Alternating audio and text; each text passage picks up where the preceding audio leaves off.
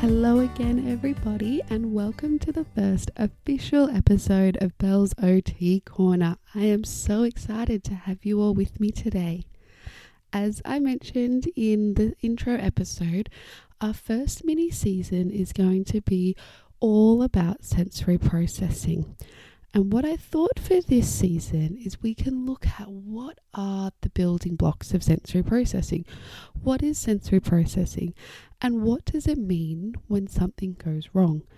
Because for an occupational therapy perspective, we really want to look at what happens when our sensory processing is actually impacting upon our day-to-day activities, when it's becoming that limiting factor for children to be able to engage in the things that they want to do or the things that they need to do. We don't just want to talk about sensory processing as a way to help kids get nice and regulated and nice and calm so they can sit there in the corner and do nothing, or sit there in the room and look around and be beautifully and calm. No, we want to look at it from the perspective of regulated for the purpose of what? What is the challenging activity? What is the task they are finding difficult? What is the game that they are trying to play? What is the activity that they are trying to do? Or in other words, what is the occupation that they are trying to do and trying to engage with that might be impacted by their sensory processing needs? And so I want you to keep that in mind as we talk through this season, because we want to keep it from an idea of sensory processing and sensory regulation for the purpose of what? What are we trying to help our little kiddies achieve and help our little kids be able to do and be able to participate in, not just be able to stay regulated throughout the day, because I do not know of an adult that can stay regulated all day, every day. So to expect it of a child is just a big ask. So before we dive into all the nitty gritty today, I thought I'd just give you a quick overview of what to expect from this season on sensory processing.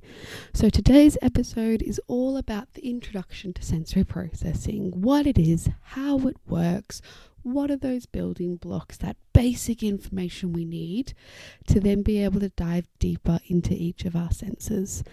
And then the next 3 or 4 episodes after that are going to be diving deeper into our senses, probably 2 senses per episode, where we look at what is the sense in some more detail, what does it look like when the brain is having a bit of difficulty interpreting and processing this sense, and what can we do as some simple strategies to help the kids that we work with or your own child to be able to manage their sensory needs a little bit easier in regards to each specific sense. And really looking at what are those little strategies, what are those little things that we can do to help the child, as I said before, be able to engage in the activities or the tasks that they are finding challenging at the time. So bear in mind, I am going to be bringing it all back to occupation, because as I said before, we want to be able to help our kids' bodies feel nice and calm, feel safe, and feel ready to complete the things that they need to do and the things that they want to be able to do. But I am going to preface this and say that there are many, many views out there on sensory processing and sensory integration and the role of it and its importance.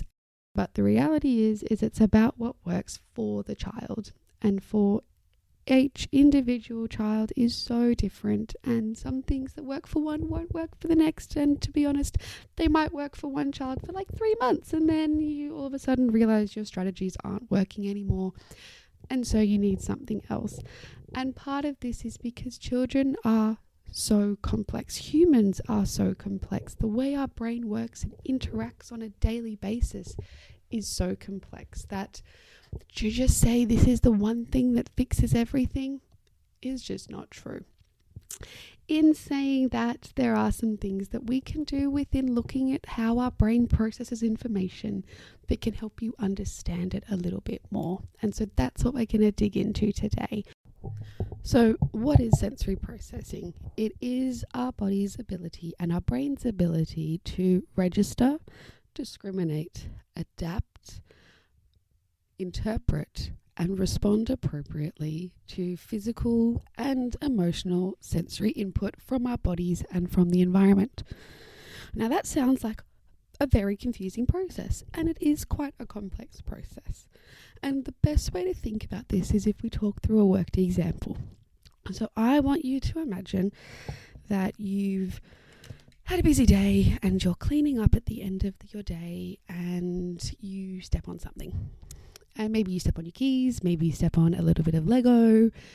You've stepped on something that's quite sharp and painful.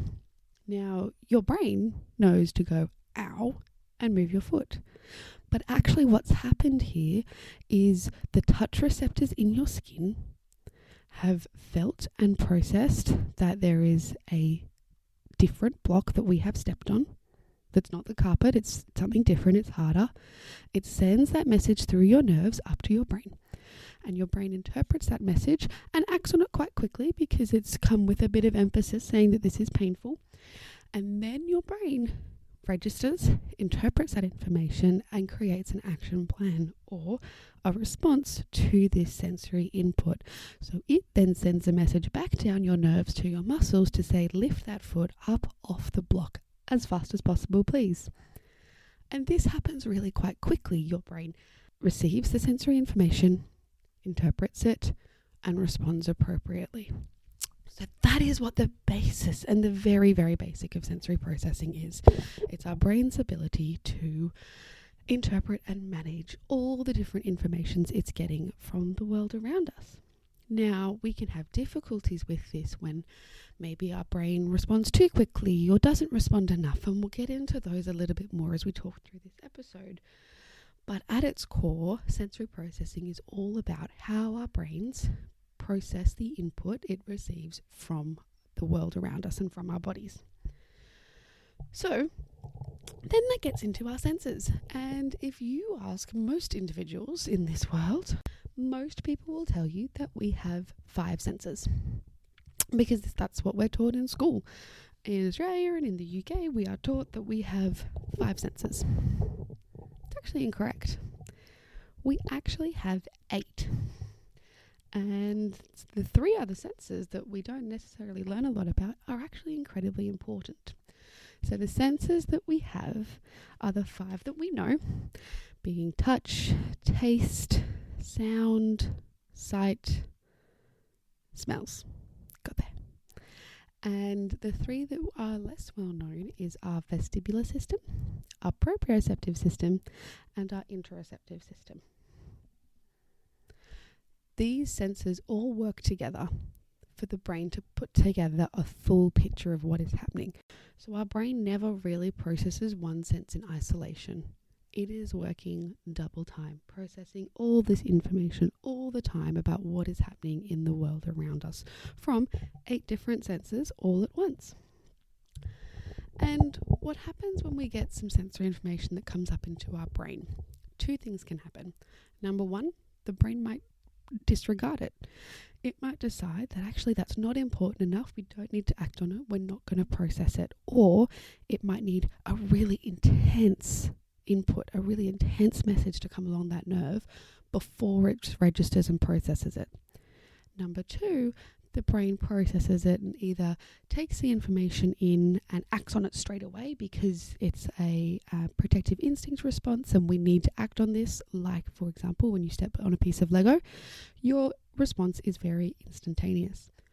Or it might start to take the information in and take a little bit longer to think about this, put some different bits of information together from our different senses before it takes that action plan. So we have what we call both high road thinking and low road thinking in our brain.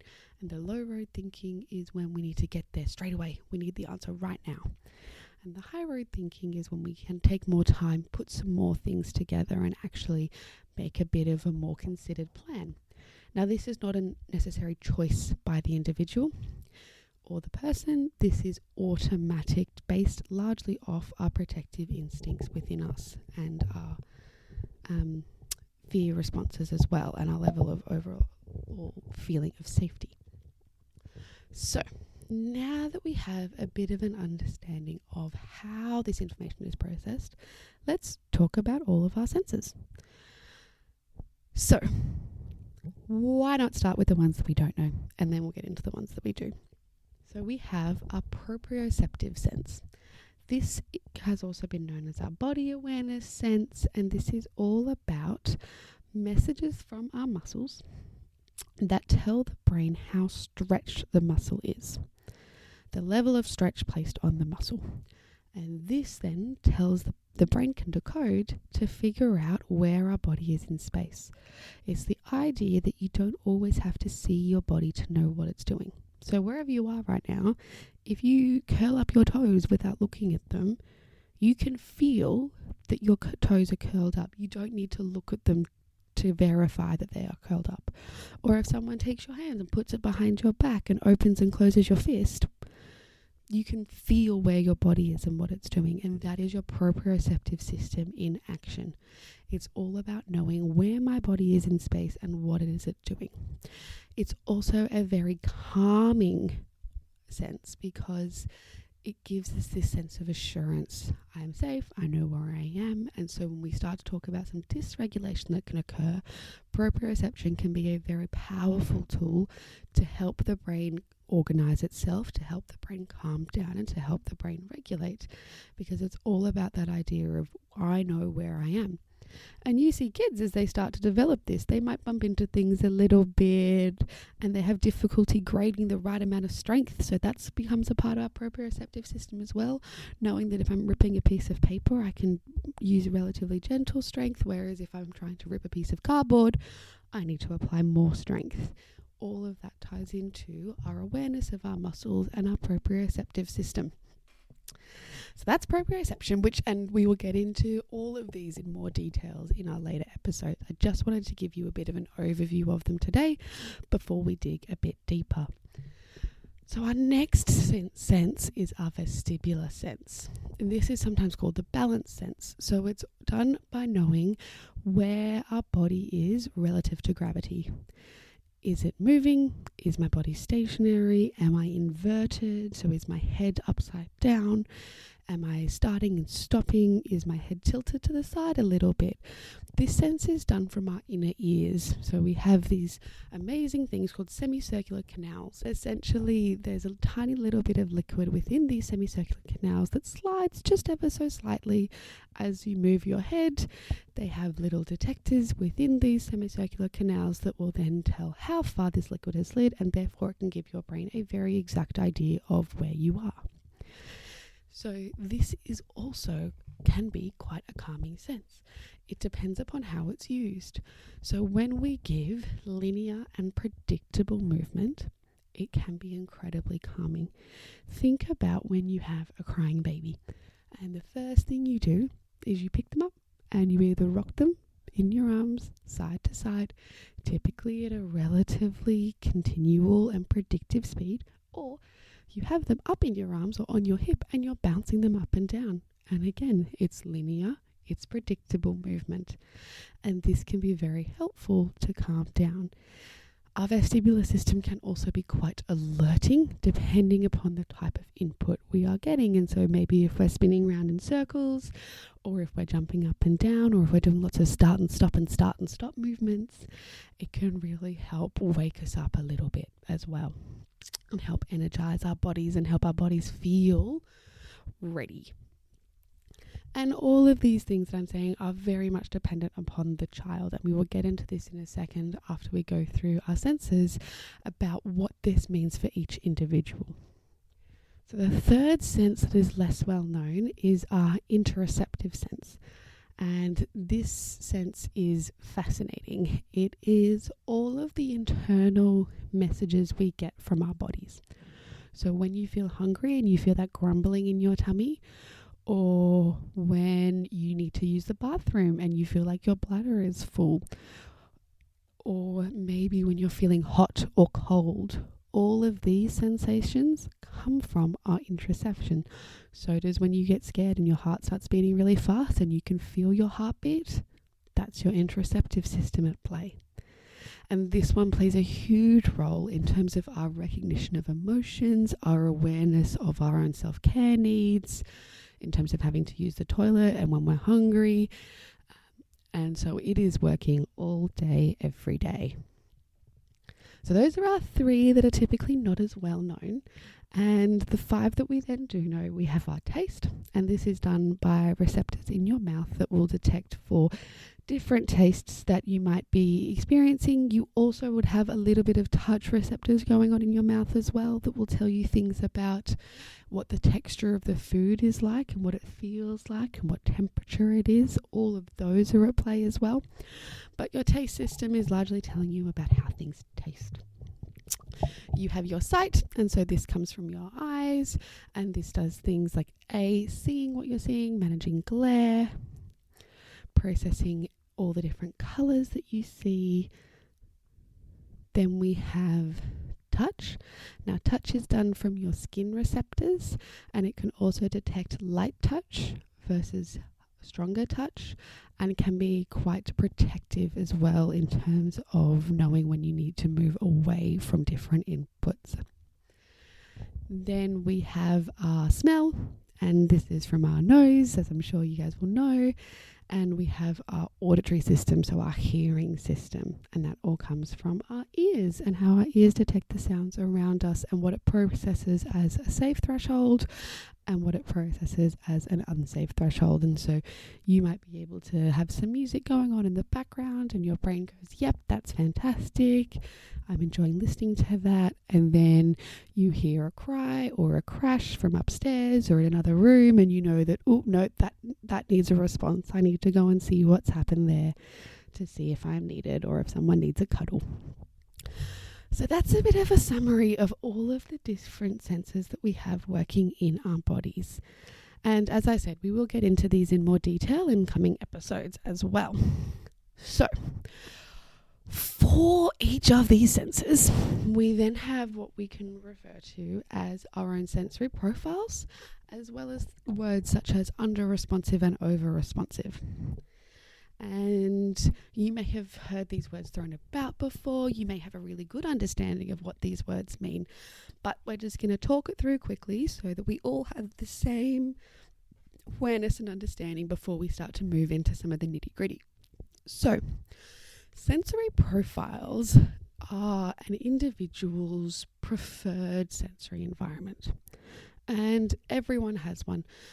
For example, I love studying and working hard with music, and when I say music, I mean I will put my headphones in and I will blast music into my ears, and then I have to turn it down because I don't want to get any hearing damage, or not too much hearing damage, and that's how I focus best.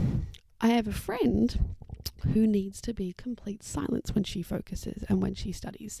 And so going through uni, I would sit there with my headphones in and she would need it to be completely silent to allow us to focus on what we're doing.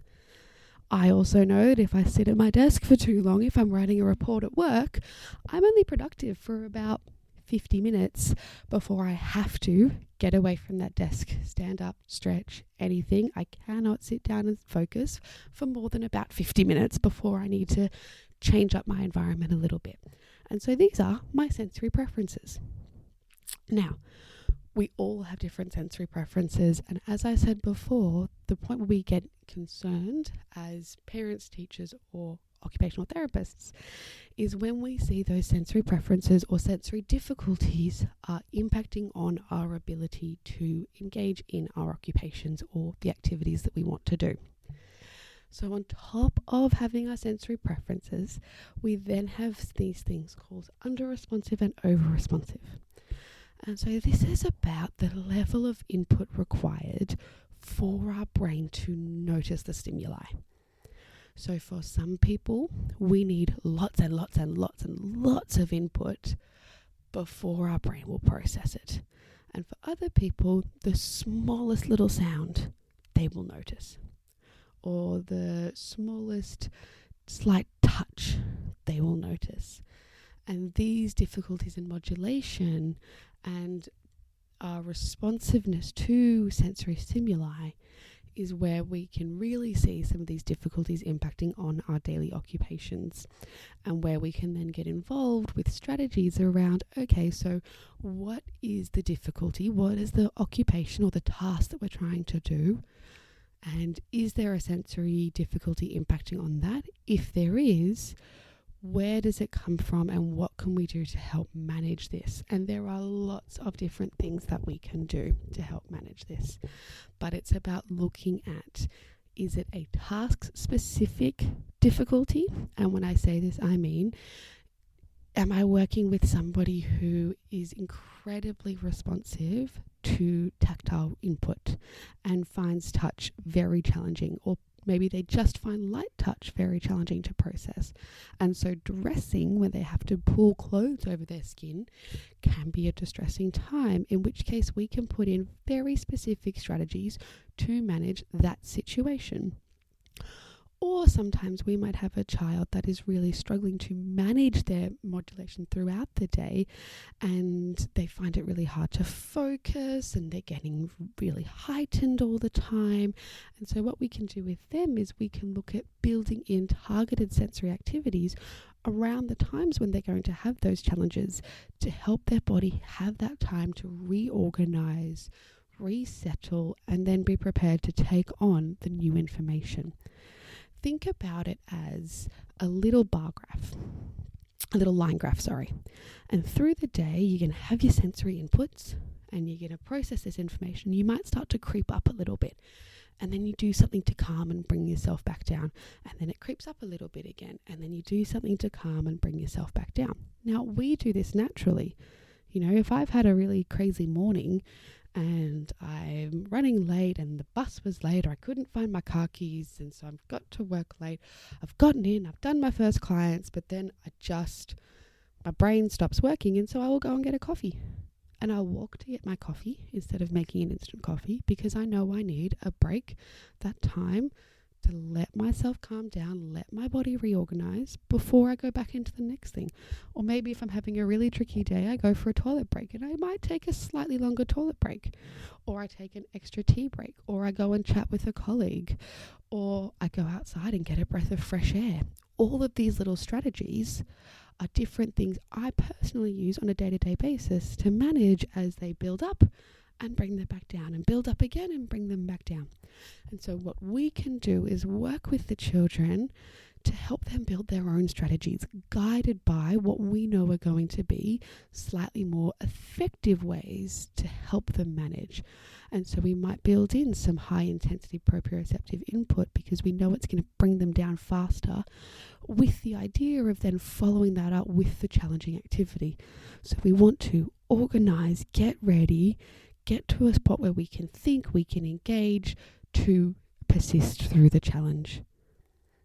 That's how we look at using our sensory input, is really about being able to help people manage the world around them, to then be able to manage or persist through the activities that they find challenging, whilst also building awareness within teachers, within friends and families around what their sensory preferences are, and that if they really don't like loud music, that maybe on their birthday we're going to whisper sing happy birthday instead of everyone singing it really loud, or we don't sing it at all.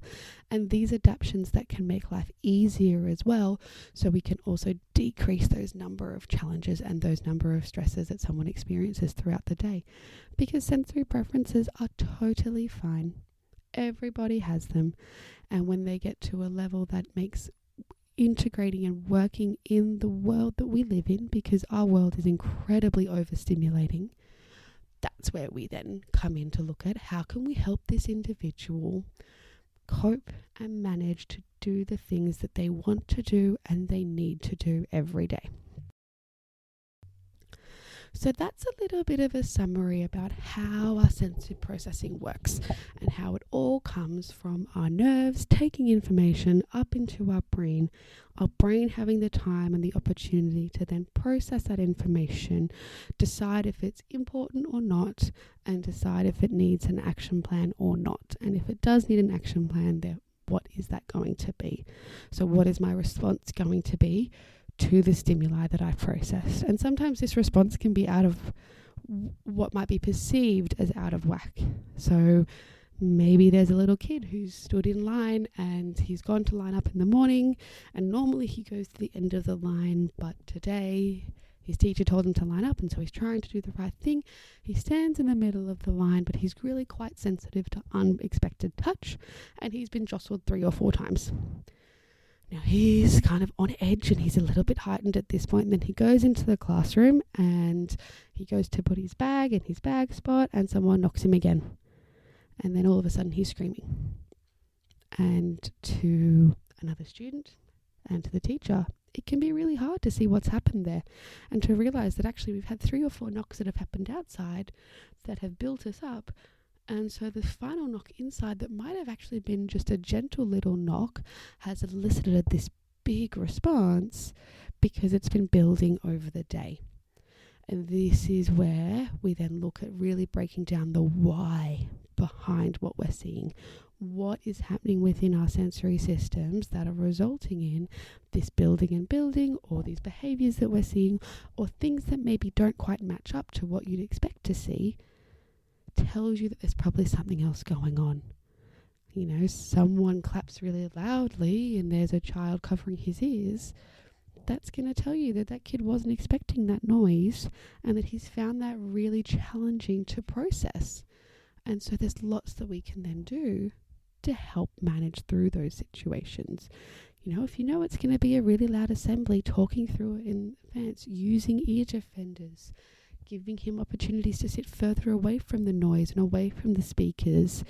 There's so many things. And as I said, we will talk about these more in each individual episode so that you get a bit of a bigger picture and a more specific picture to each sense, instead of it being a general summary. So, in terms of sensory processing and what it is and why we get involved, the biggest takeaway you can have from today's episode, and the key tips from today's episode, is when we look at sensory processing, it's sensory processing and sensory regulation for the purpose of what? So we look at it we help our children become regulated so they can do what? So they can play, so they can engage in the classroom, so they can get through their morning routine, so they can manage their emotions. We're looking at breaking down why. We're not just doing sensory activities because someone said a sensory activity would help. We're being detectives to figure out what sensory activity is needed. Maybe we should do a combination of sensory activities around times of challenge, or when we know things are going to be challenged, we can preempt them. We can do that approach. And once we build the awareness of our child's sensory profile and of their needs, we look at which places we make accommodations to the environment, to the situation where possible, to see what we can do, or do we need to change the task slightly to mediate some of the impact of the difficulties processing the sensory information. So we can come at it from 2 ways, but it's always within the view of, well, more than 2 ways, but it's always within the view of, what are we trying to help this child do? What does this child want to be able to do? And where is the breakdown? So you become little detectives when you work within sensory processing, because you start to look at behavior with a bit more curiosity and look at your child's day-to-day activities with a little bit more curiosity. If you see them maybe knocking and bumping into things all day, and maybe they're constantly pushing up against you or wanting a really big hug, maybe that can tell us they're seeking a little bit more proprioceptive input to help their bodies feel calm. Or maybe you notice that every time you go to get the vacuum out, your child legs it and he's up in the room the furthest away from the noise. Okay, so maybe he has some difficulty with the really loud noises, so we can tell him when we're going to do it, and maybe help him use some ear defenders, or put a different TV show on that he can watch.